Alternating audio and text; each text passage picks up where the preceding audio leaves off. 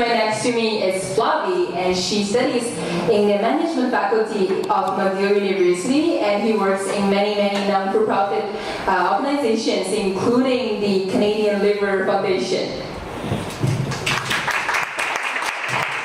you have any liver questions, you can ask me. So with me today we have Sai Chen, and she's from Si Chen. Oh, I'm so sorry. Just started. Okay. So she's from GMSD, and she now works for BM1 Investigation, which has less crime than I expected.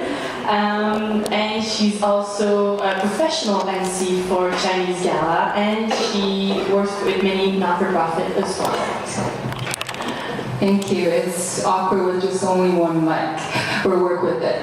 All right. I'm not so sure if everybody in this room right now actually are familiar with our association. The full name of the association is Canada-China Young Lawyers Association, and it's a legal professional organization based in Montreal, established last year, I believe, and it aims to provide a dedicated stage both for young lawyers, for students in law faculty, as friends who has interest in law. And Flava? Okay, so this association has 6 goals, and it tried to reach those goals with through the online platform, workshop, conferences, and trying to bring everybody together with cocktails such as tonight. So the 6 goals are: the first one is to create a bridge between Canada and China. It's in the name, you know. The second one is to create the bridge between experienced professionals and young student. The third one is to share experiences between everybody. It doesn't have to be law related. 4 is to share job information. 5 is to help new graduates and students on career development. And finally, to foster discussion and debate surrounding complicated cases discussion. Exactly, and one of the main goals we have is create the networking skills, right? And that's important not just for students like the law students, but for everybody else. And we have one speaker today is going to specifically talk about it. So right now we'd like to acknowledge our special guests tonight, and they are Mr. Zhang Biak, Mr.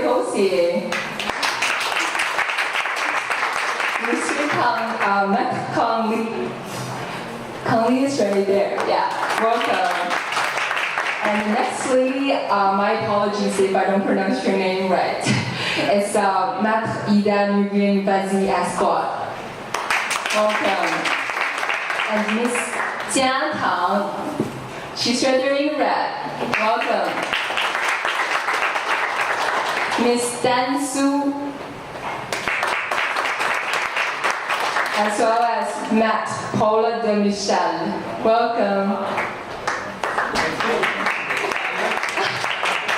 My eyesight.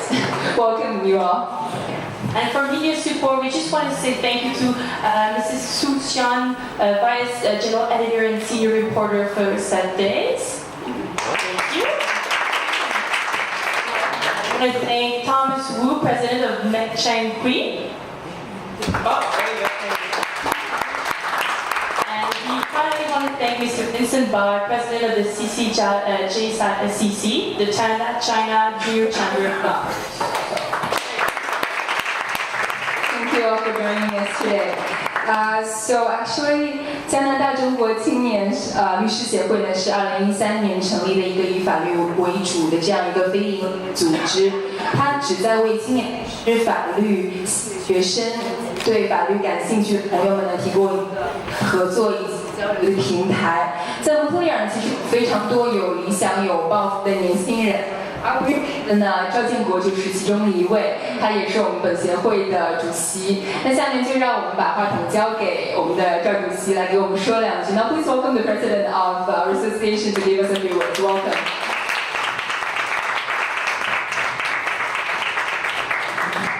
Hi everybody. I'm kind of very nervous. Yeah, actually tonight it's our first time for big events for CCYA, and I'm pretty happy that everybody can come. And I know that most of them are my friend and a very good friend. Especially, I'm very surprised that Mr. Jean-Pierre He supported me a lot. I'm very, very glad for that, you know. And also, I want to see Mr. Canda. Mr. Canda just there. He's pretty young, but he did an amazing job with basking. And I also want to thank Mr. Paulo, you know, he's an amazing guy in UDM, and we're like very nice friends. He gave me a lot of advice on my study and my life, you know. I'm very thankful for that. And also I want to thank for Ccyla. Ccyla is actually one of our members, even like vice president of CCYE. But she did a lot of amazing job, much more than me. You know, I'm an actor, you know. So that's why I gather her to our association, because I have more opportunity to learn from her, you know.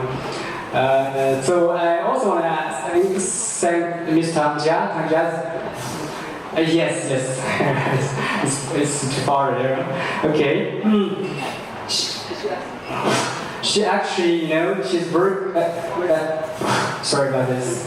Very good at networking things, especially which is pretty useful for our young people, especially for people who want to just find a job, you know, want to do more professional things. I think Ms. Canda is the perfect person to contact with. I'm also very surprised that tonight we have a special guest who is Melvin. I didn't know that he come, but I'm very surprised and very happy, you know. And also I want to very happy that Mr. Nora Yuning, yes, and Miss Yang Qing, I'm very happy that they can come for tonight. So I will save the time for the next our VIP guest, our special guest. Okay, sure. So thank you. All right. So before we can award actually for our first speaker, and I'm not going to say the name of the first speaker. I would like to give you guys a wild guess. So this person has many titles. He is a chartered accountant. He's a chartered accountant. My apologies. You know, Chinese, we don't have difference between he and she. You know me. He is a chartered accountant. He worked for KPMG, one of the top 4 accounting firms in the whole world for more than 20 years. And he was responsible for communication, marketing, and business development strategies of the firm in Canada. And he is currently the partner and strategic advisor of Fast & Latino, one of the leading Canadian international business law firm with more than over 800 lawyers over the world. And moreover, he has been a broad member of several NPOs, including Fashion and Design Festival in Montreal. Including Ccyla and the French Chamber of Commerce in Canada. Also, he is involved in various community activities and charity events. Surprisingly enough, he is extremely active in the Chinese community. And if you're involved in the business world in Montreal, it's really hard to not to know him, even though it's not Chinese. And without further introduction, our first speaker of tonight is Mr. Jean-Pierre Deosier. Oh, and also, you know, he is just author of the honorary doctorate of UGAM on June 18th this month, actually. Congratulations. Thank you, Steve. I'm glad to talk to many Chinese people here because my English is awfully bad. I'm a francophone from a small village in Quebec by the name of Saint-Majet. But I'm really privileged to have been invited by Jack to that event tonight. I'm neither Chinese, of course, neither a lawyer. So why am I invited? So that's a great question. But I think there's a number of reasons. I'm now a partner with Fast & Martineau, which is, of course, a law firm. I mostly do business development, representation, coaching. I work a lot with Dan, which is here, and strategic advisor internally to develop business. And before that, as mentioned by C, I was 30 years with KPMG and 10 years as managing partner of the Montreal office. So that's surely the reason why I'm invited, despite the fact that I'm not a lawyer. And the other thing which I think you should know, I'm a Chinese, but I have a daughter which is now 14, which I adopted in China 13 years ago from Anshan, or from Guixi, but we got her in Nanchang. And the reason why I'm involved, I'm also involved with the Chinese hospital, which will be my 3rd year as chair of the gala this year. And you know, I'm chair of the gala because my daughter is Chinese, so that's why I'm involved with the Chinese community. You could say chair of the gala, that's great, what a great job, that must be fun. But you know what you have to do as chair of a gala? You have to sell tickets. And you have to sell a lot more than the others. That's why you're chair. So if one day you're being asked to be chair of something, watch out, okay? So I won't talk about your profession or the profession of most of you. I know there's another accountant here which is studying at McGill, I think. But I'd like to do the way I would. I've worked a lot with newcomers in KPMG, for instance. A firm like KPMG in Montreal, they would hire every year between 50 and 60 new students. So, and that's why basically I think it basically forced me to be with those people that was managing partner and to keep a young spirit. I'm old, but I think I have a young spirit, which is great. And the other reason why I spent 30 years with KPMG, I had to leave after 30 years because when you become a partner at KPMG, you know the date that you will be not good anymore, so the date you will have to leave.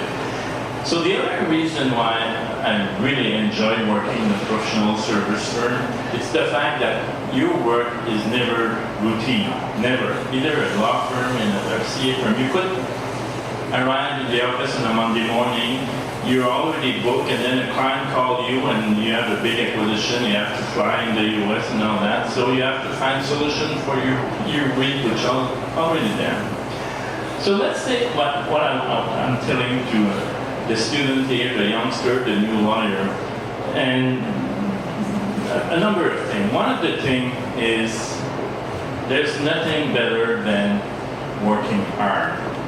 In life, you could have all the talents you have, a great talent, but if you don't work hard, and I don't mean 24 hours a day, but working the maximum you could work in terms of talent, you have to do that. Don't be lazy and don't underscore what you are. First thing. Second thing I would tell you, a lot of the firm now, Fashion being one of them, when they have new people, they ask them to develop business. And that's our life. But the thing you have to do first when you start working, either as an accountant or a lawyer, is you have to learn the technical aspect of your work. And that's basically what you learn. It might take 4 or 5 years. You have to learn, you have to be good at that. If you're not good at that, you will never succeed. So you're studying and then working 3, 4, 5 years, you have to learn the technical aspect of what you're doing and all the secret of your profession. But then at one point, if you want to have success in the longer term in a professional service firm, being a partner, becoming a partner, it's success for certain, it's not success for others, depending on what you want in life. But you have to develop business. But developing business is not easy. It's not difficult. Developing business is talking to people, okay? And you all go or went to university here, so you're a bunch of future lawyers, so lawyers are talking a lot. So you're surely able to develop business. It's only a question of knowing people, okay? Knowing people. And what I was telling the young guys coming at KPMG, I said, start your your connection, your network with 15 people. Okay, follow them. Go take a beer with them, go to an event with them, follow them. Even if they are in the same profession than you, one day they might live. And those people one day might become VP, president, CEO, or whatever, and they will be good contact for you. So develop contact, a big network, maximum network you can. And that doesn't mean partying every night, but because if you're partying too much, they might think you're not a very solid lawyer. You know? So that's one of the things I have to tell you. The way I've done it myself is to get involved in my community. I'm very, very involved in my community. I won all kind of prizes, and even I won prize. People introduced me to prize I didn't even know before getting introduced. So, and that's one of the way. For instance, I'm a chair of Ccyla. I know a number of you. The one which were volunteer at the gala at the hospital last year know what is Ccyla because I invited you to one of the shows. It's a great show. And about 3-4 years ago, Ccyla made a deal with Soleil. And suddenly I'm chair of two guys like Daniel Lamar, which is CEO of Ccyla, Soleil, and Robert Blaine, which is the CFO. So even at my age, even with what I'm doing, every day I'm meeting new people, and that's the way I keep trying to develop business. So, thank you very much for your invitation, Jack, and my pleasure to be here.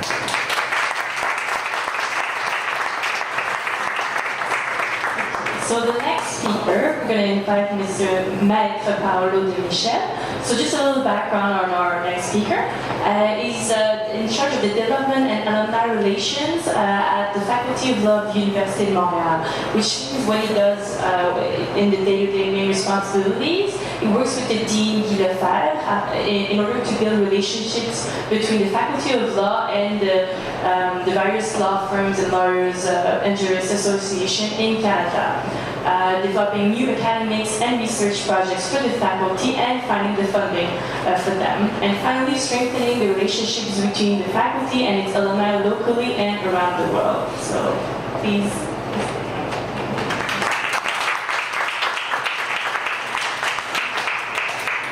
So, thank you very much for the introduction, and thank you, Zhang Guo, for inviting me, and also thanking me, because it's true, I was always close to Zhang Guo when he was at the University of Montreal, and he's coming back, and I always wanted him to come back.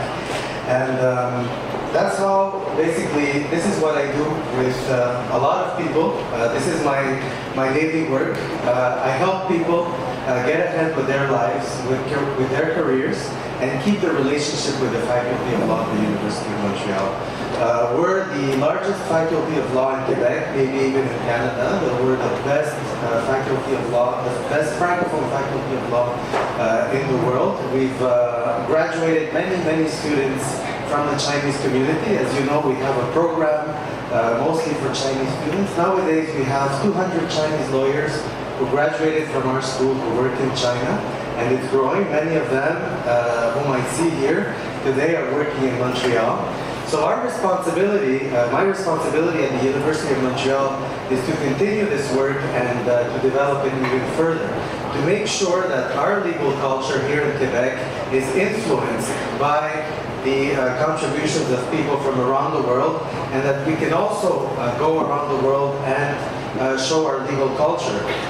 Because as you know, law is oftentimes considered the foundation upon which society rests, is considered the principal tool for making society better.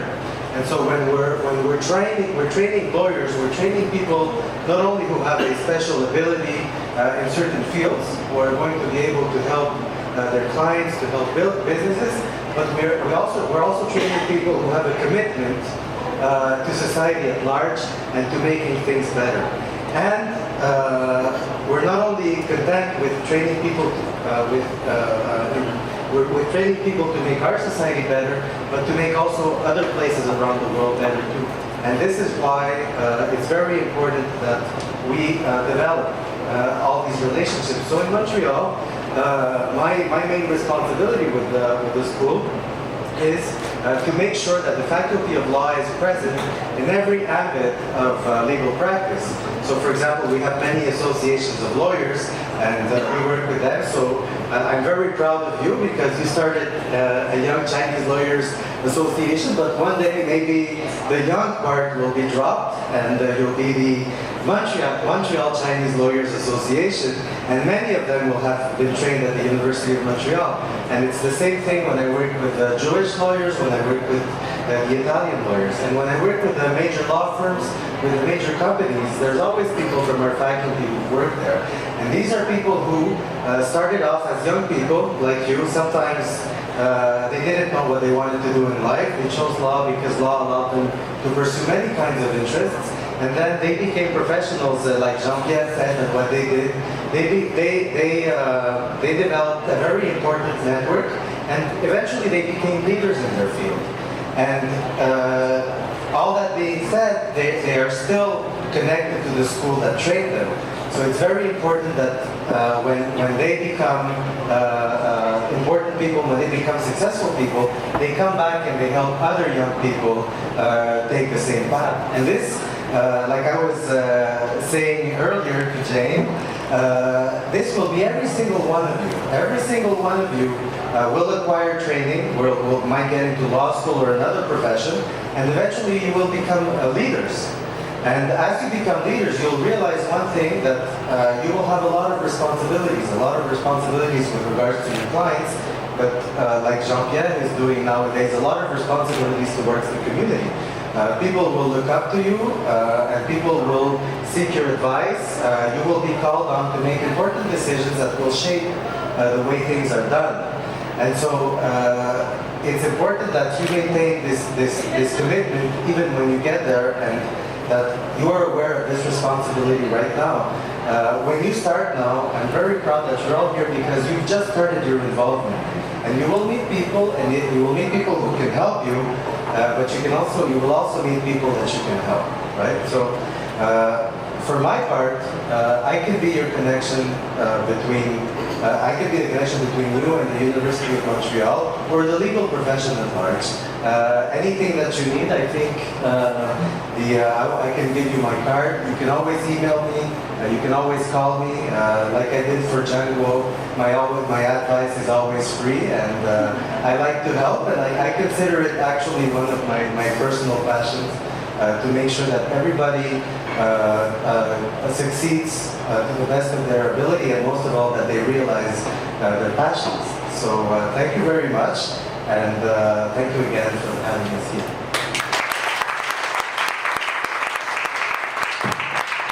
Thank you so much.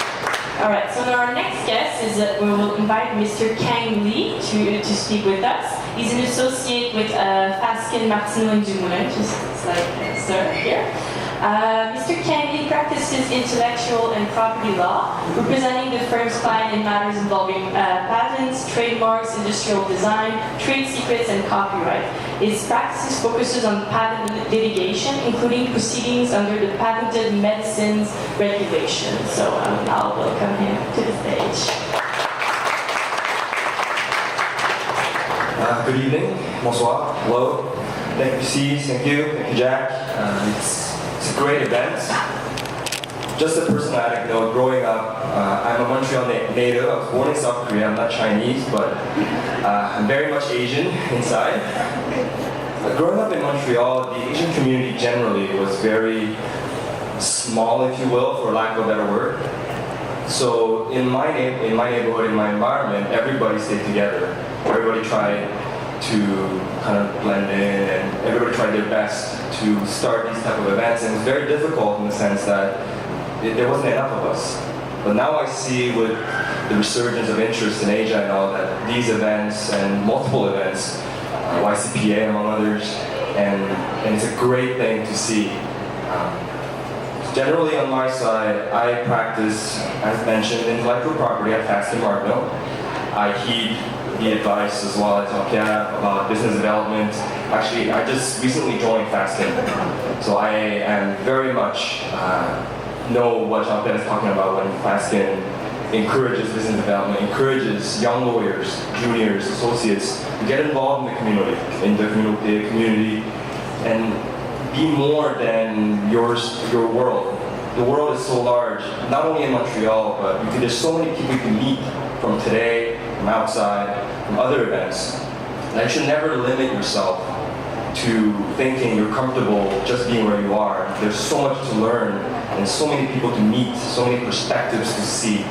And that is very encouraged, and I have learned and still apply that, and I encourage other young lawyers, potential lawyers, students, other professionals to follow that type of approach. There's nothing that you can, there's really nothing negative about meeting someone new and sharing and understanding their perspective. And in that sense, that's what I try to apply every day, and that I hope not only will help business development generally, but personal development. Everybody here has different experiences, everybody here has lived something that is useful to their life every day. For example, for me, I was fortunate to grow up in Montreal in a wonderful bilingual environment. My French is almost as good as anybody's, I believe. I can roll my R's sometimes when I'm really tired. And generally, and in terms of, I was called at the Ontario bar in 2012 and the Quebec bar in 2013. So as Jack mentioned, I am pretty young, both in age and legal nature, if you will. And there's a lot of things being said about the legal market these days since 2008, and I'm sure a lot of you are aware. There was a recession, it's hard for juniors to get on the market, and I will leave other negative perspectives away. It may be true, it may not be true, but that does not mean that you should just sit on those news headlines or on those advice from others and just say, it's hard, what can I do about it? You should just do something about it. That's the approach that I have learned through other mentors who have experience in the business and that always told me, try something new. And that's why I clerked at the federal court. That's why I tried to leave Quebec and do common law, for example, and meet new people, see other perspectives. And that has allowed me to meet more people and to actually connect with my current team at Fasken Martineau, who are involved in patent litigation, one of the leaders in patent litigation in Canada. And if I ever have anything to say, it's really go talk to the person you want to work with. Don't be intimidated. Everybody went through this first step. My experience is, of course, very recent, being called recently. And I'm here if you have any questions, and I'd be pleased to answer. It's a first step, but it's a very important one. So thank you very much for giving me the opportunity to talk. So he's absolutely right, and as mentioned, he's also part of many organizations and communities. And as mentioned by Madame Lucien before the talk to just now, he was mentioning we have such a big population, Asian population in Montreal, but sadly enough, we don't have that many people in the leading fields, the top fields in Canada, such as politics, those fields we don't, we're lack of Asian people. And there's actually so much we can do about it, but it's on our shoulders for all the Asian young people for us to work on it. And in order to do it, we don't really only need the professional expertise, and it's also about who you know, the network you have. And I hear about all the time because I'm a big social networking person. And sometimes when I try to drag my friends to events,